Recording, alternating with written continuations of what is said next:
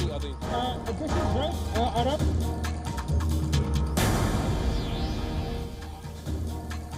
Hello and welcome to WION Live Broadcast from London. I'm Laura Macon-Isherwood, and in this bulletin we'll bring you updates on stories developing around the world. But first, the headlines.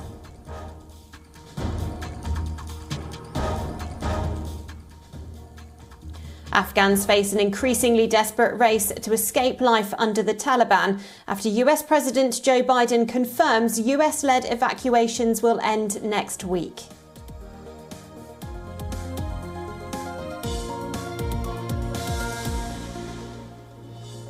If there is no political deal reached or consensus or some sort of dialogue reached, then of course the resistance will take up momentum.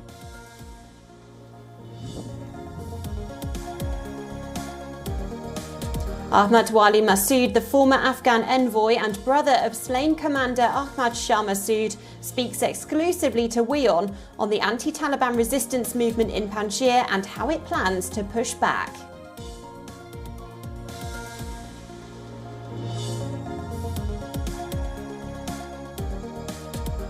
UNICEF says 10 million children in Afghanistan are in desperate need of humanitarian assistance since the Taliban swept to power this month.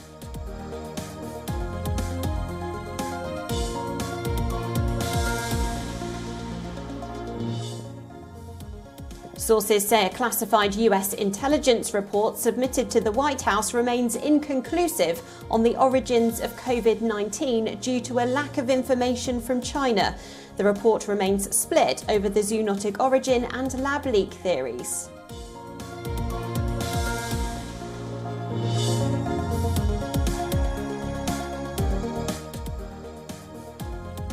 US Vice President Kamala Harris meets with top Vietnamese leadership in Hanoi in a bid to counter Beijing's increasing assertiveness in the South China Sea. Harris offers support to Vietnam for enhancing its maritime security.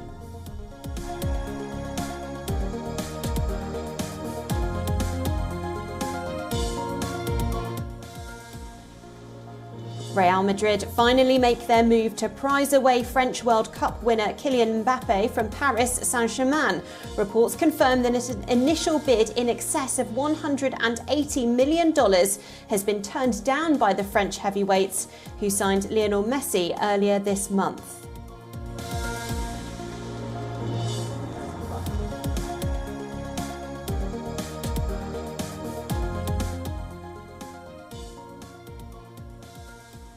Thousands of Afghans are growing increasingly desperate to escape life under the Taliban rule, after US President Joe Biden made it clear that US military personnel will leave Afghanistan by 31st of August.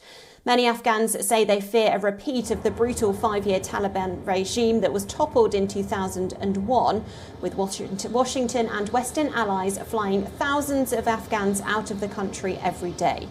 As the rush to get onto evacuation flights took hold, Kabul airport has been gripped by chaos and sporadic violent attacks. The Taliban have been accused of blocking people from reaching Kabul airport, even though the outfit has denied these claims. A NATO diplomat has said that Afghanistan's neighbours should open their land borders to allow more people to leave, saying Iran, Pakistan and Tajikistan should be pulling out more people using either air or land routes, and it's vital air and land routes are used at a very fast pace. Reports say millions in Afghanistan face a risk of starvation, disease and persecution if they are left behind. The executive director of the UN's World Food Programme has said that there is a perfect storm coming because of several years of drought, conflict and economic deterioration that has been compounded by COVID-19. Meanwhile, the World Health Organization says it has only enough medical supplies in Afghanistan to last for a week. This comes after supplies from abroad were blocked due to restrictions at Kabul airport. The UAE aimed to deliver 500 tons of medical supplies, including surgical equipment and severe malnutrition kits. The World Health Organization is concerned that the political crisis could increase the number of COVID-19 infections. Testing has dropped by 77% in the last week. Vaccination rates have also reduced. While 95% of health facilities are operational, many female staff members have not yet returned to work. The second priority was to stay and deliver by continuing our life-saving work for the millions of Afghans left behind. This means prioritizing the delivery of life-saving health supplies that health facilities need to stay operational. We rapidly distributed life-saving supplies to health facilities and partners in Kabul, Kandahar, and Quds. But WHO now only has enough supplies in country to last for 1 week. The Panjshir Valley is one of the remaining pockets of resistance against the Taliban. Anti-Taliban fighters and former Afghan security forces have vowed to resist Taliban rule. The Taliban say they would resolve the conflict through mediation and dialogue and hope fighters in the valley will lay down their arms. However, there has been no breakthrough on the fate of the strategic area. Panjshir is a narrow valley in the Hindu Kush Mountains. It has limited entry points and its geography offers a natural advantage. It also has a symbolic value in Afghanistan as the area has resisted occupation by invaders for more than a century. The anti-Taliban fighters have brought equipment, vehicles and weapons to supplement the arms and ammunition stockpile built by the National Resistance Front.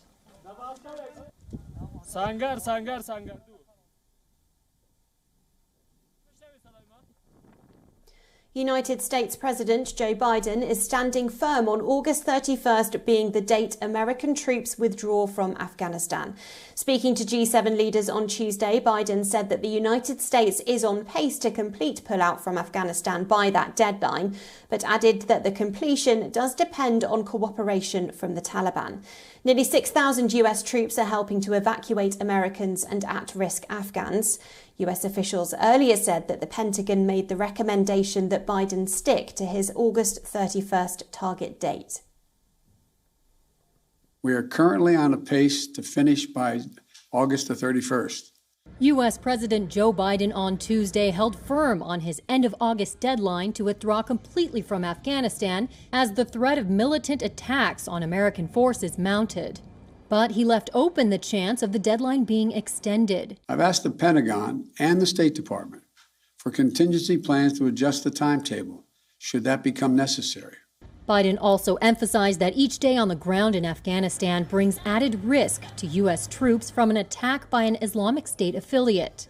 The longer we stay, starting with the acute and growing risk of an attack by a terrorist group known as ISIS-K, which is a sworn enemy of the Taliban as well. Every day we're on the ground is another day we know that ISIS-K is seeking to target the airport and attack both U.S. and allied forces and innocent civilians.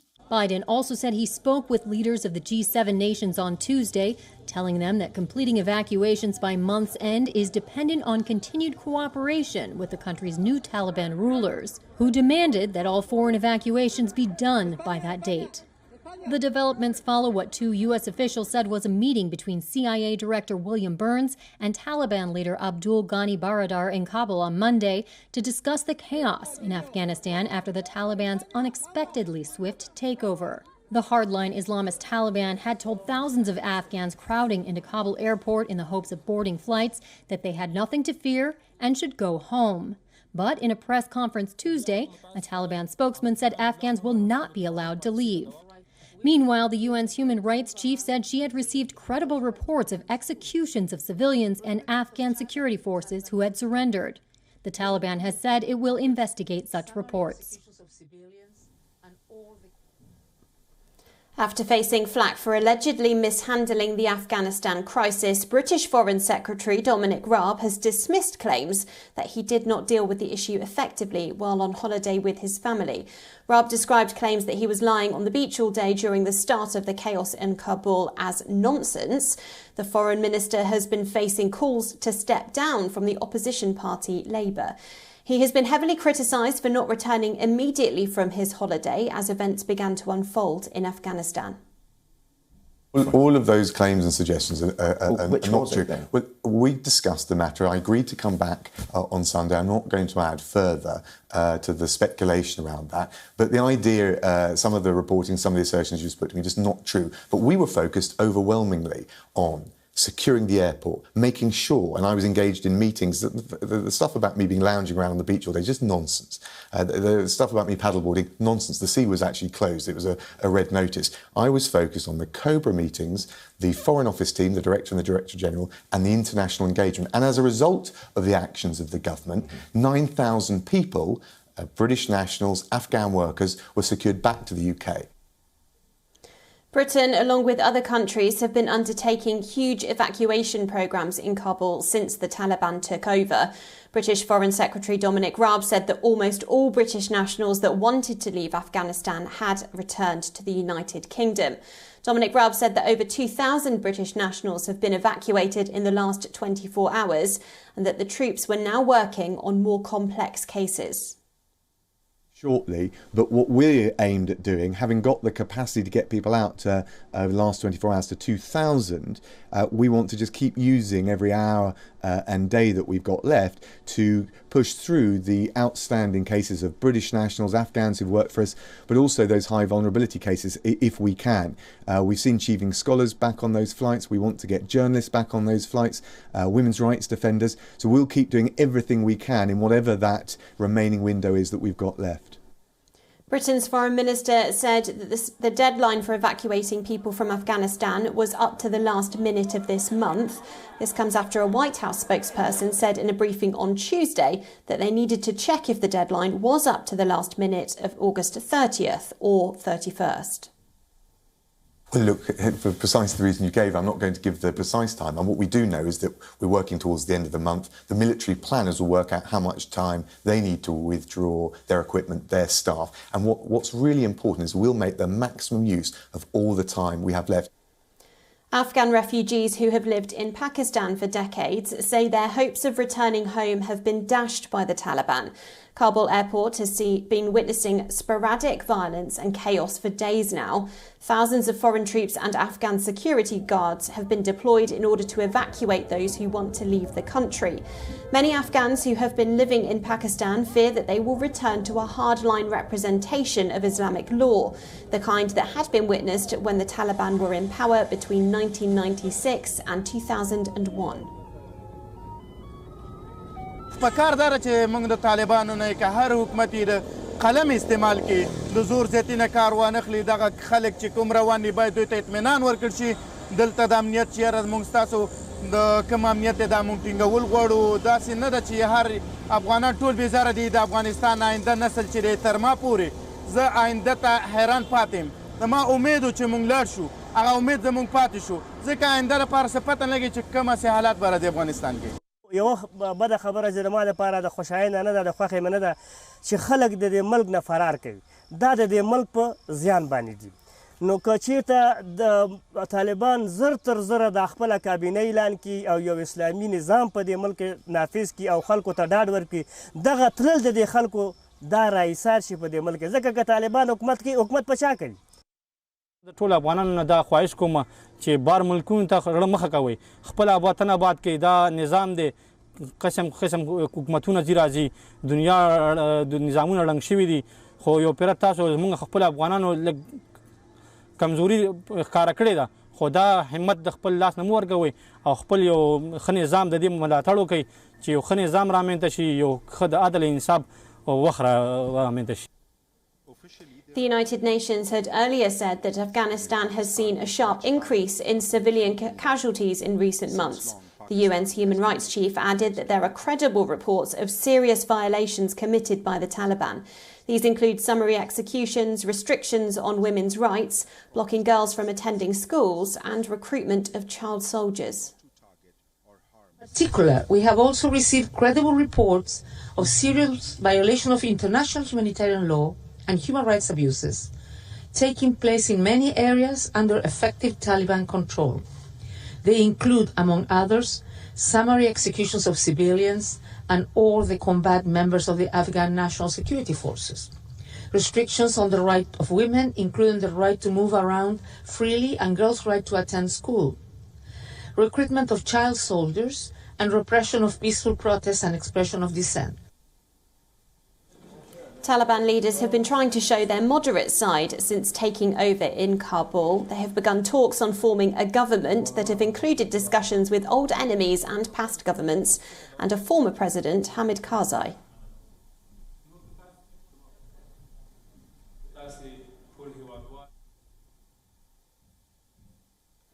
2 weeks before the Taliban forces marched into Kabul this month, former US Army interpreter Hamidullah Ishan managed to get his mother and 2 siblings out of conflict-ridden Afghanistan.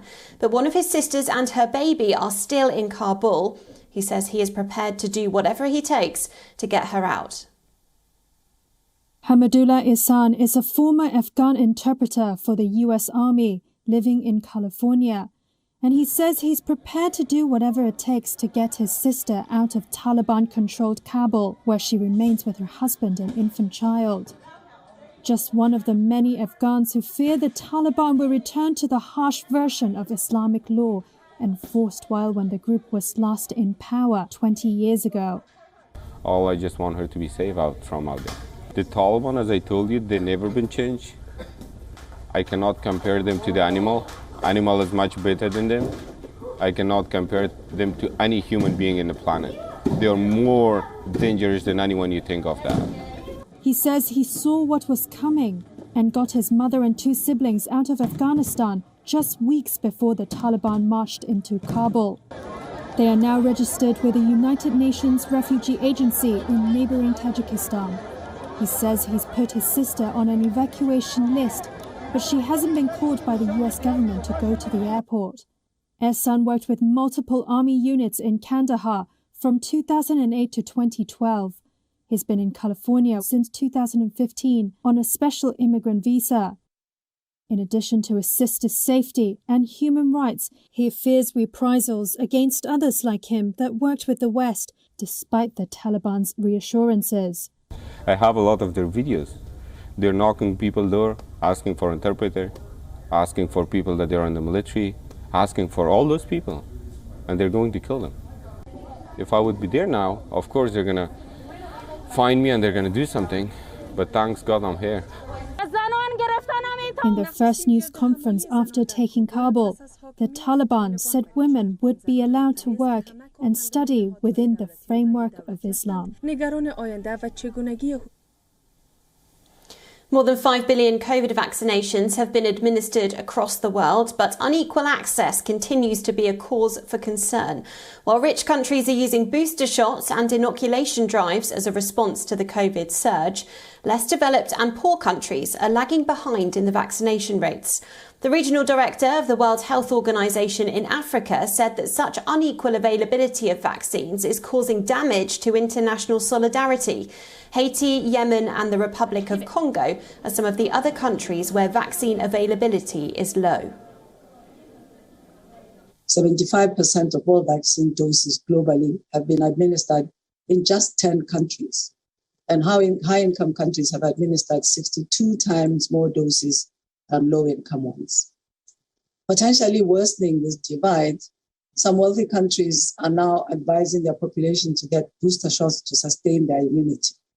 However, as we have stated many times as WHO, we believe the priority should be for the most at-risk populations in all countries to be fully vaccinated in order to have the greatest impact in curbing transmission, saving lives, and bringing about an end to this pandemic as quickly as possible. Israel has already expanded its vaccine drive by lowering the age limit for booster shots to 30 and above, while France has started booster jabs for people above the age of 65. The World Health Organization called for a 2-month moratorium for booster shots amid this rush for vaccines.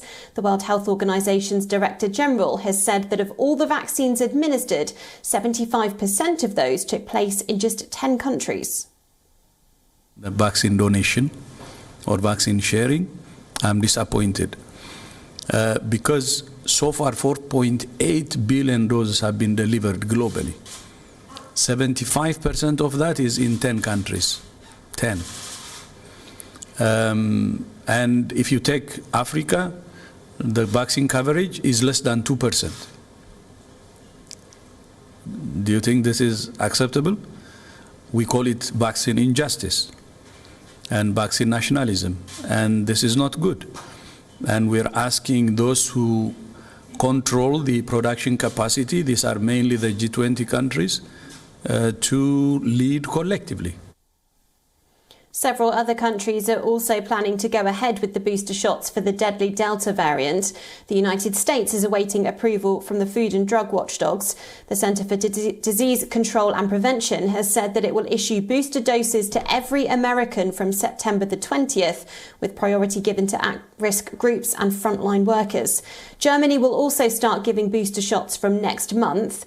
China, Hungary, the United Arab Emirates, Cambodia and Russia are some of the countries already administering third doses.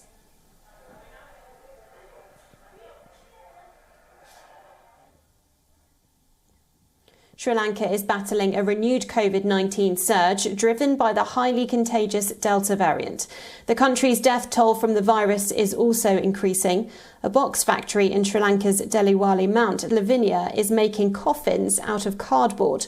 It's a product that has become an affordable and green option for poor families who have lost their loved ones in the pandemic. This box factory in Sri Lanka is now making a special product, cardboard coffins. They are made out of recycled paper and cost a sixth of the cheapest wooden casket. With the country reporting record-high coronavirus-related deaths lately, the cardboard coffin, which cost about $22, has become an affordable option for poor families who have lost their loved ones. The idea came from local government official Priyanta Sahabandhu. About 6 months ago, we presented a sample made by this company.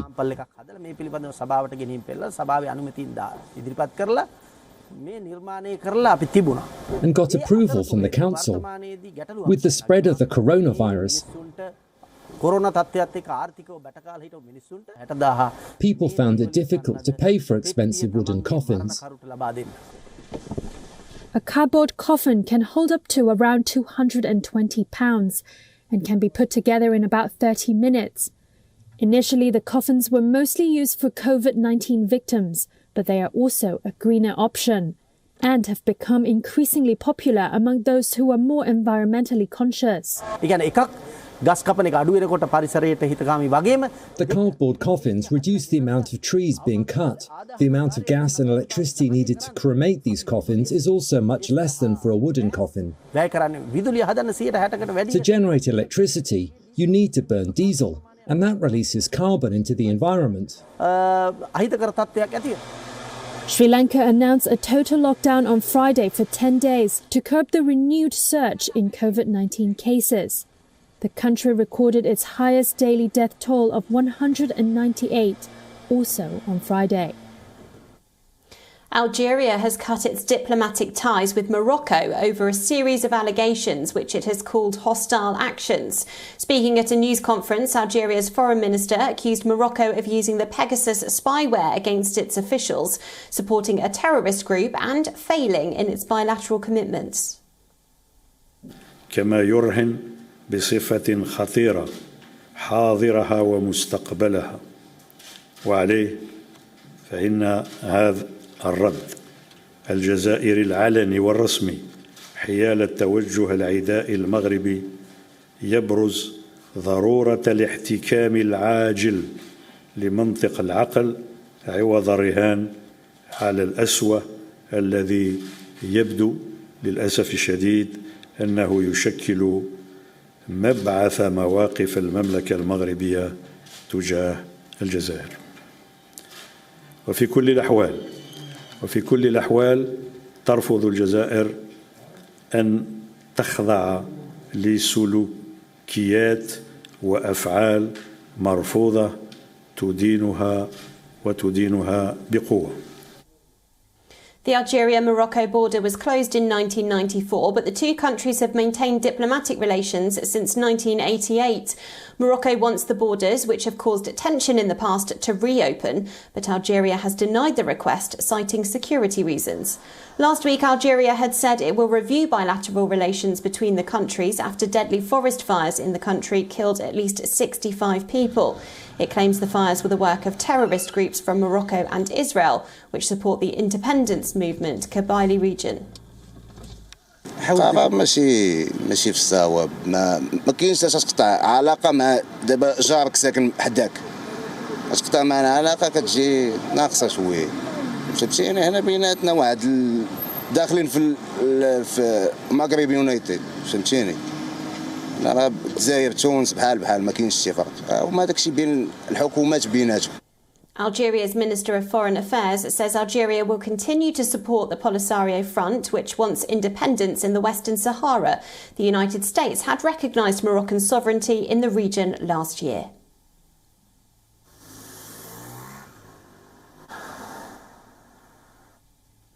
And the Rolling Stones drummer Charlie Watts, widely regarded as one of the coolest men in rock and roll, died on Tuesday at the age of 80. Watts was surrounded by his family in a London hospital when he passed away. Tributes have been pouring in from musicians and fans from across the world.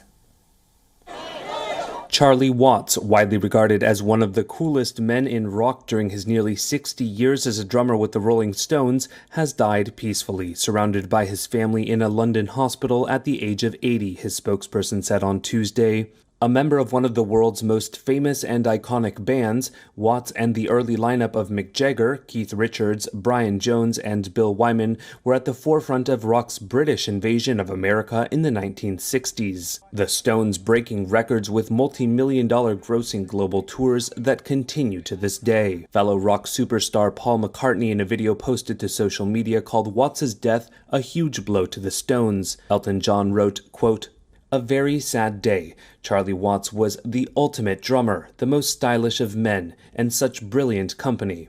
And Sheryl Crow said, "A hero is gone. No words. A huge gaping hole in the universe." Watts recently pulled out of a 13-date U.S. tour with the Stones planned for September after undergoing an emergency procedure. He had played drums on all of the Rolling Stones' 30 albums and on every one of their tours. Well, that's all we have time for on today's WION Live broadcast from London. Thanks for joining us. But for more global news and updates, stay tuned to WION. World is One.